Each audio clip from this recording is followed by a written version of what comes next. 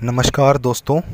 आज हम पौराणिक कथाओं में वर्णित देवताओं और योद्धाओं द्वारा प्रयोग किए गए धनुषों के नाम जानेंगे। इनमें से कुछ धनुष स्वयं भगवान शिव और विष्णु के हैं, जो बाद में रामायण काल और महाभारत काल में प्रयोग भी हुए। अगर आपने मेरा चैनल सब्सक्राइब नहीं किया है तो सब्सक्राइब करें और शेयर भी करें। तो आइए शुरू करते हैं। पिनाक पिनाक नामक धनुष महाप्रलयंकारी धनुष था। इसकी टंकार से ही तीनों लोक कांपने लगते थे।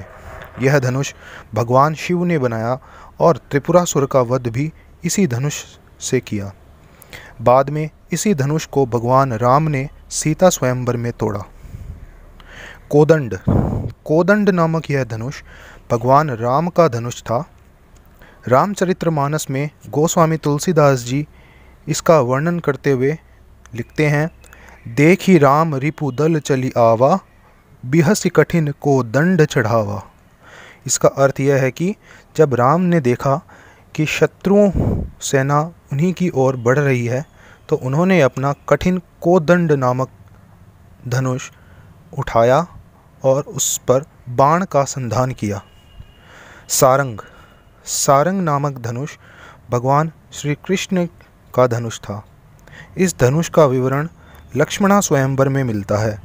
इसी धनुष से भगवान श्री कृष्ण ने नरकासुर का भी वध किया था। वायव्य पितामह भीष्म के धनुष का नाम वायव्य था। यह एक ऐसा धनुष था कि सिर्फ इसी पर ही कुछ महाप्रलयंकारी बाणों का संधान किया जा सकता था। धर्मराज युधिष्ठिर ने महाभारत काल में महेंद्र नामक धनुष का प्रयोग किया।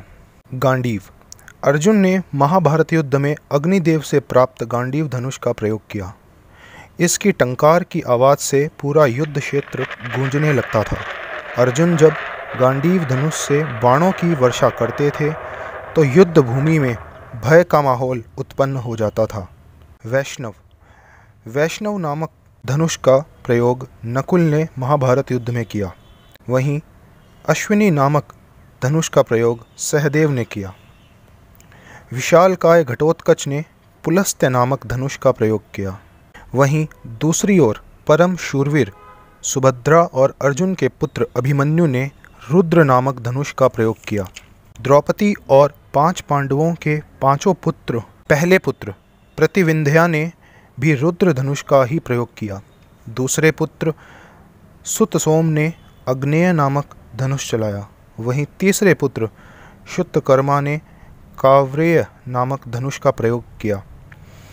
चौथे पुत्र शतनीक ने यम धनुष का प्रयोग किया और 5वें पुत्र श्रुतसेन के धनुष का नाम गिरीश था। महाभारत के सबसे शक्तिशाली योद्धाओं में से एक सूर्यपुत्र कर्ण ने अपने विजय नामक धनुष का प्रयोग किया। यह धनुष उन्हें भगवान परशुराम ने दिया। इन सब धनुषों के बाद एक ऐसा धनुष भी था जो कभी भी महाभारत युद्ध या उसके पहले प्रयोग में नहीं लाया गया। वह धनुष था गोवर्धन।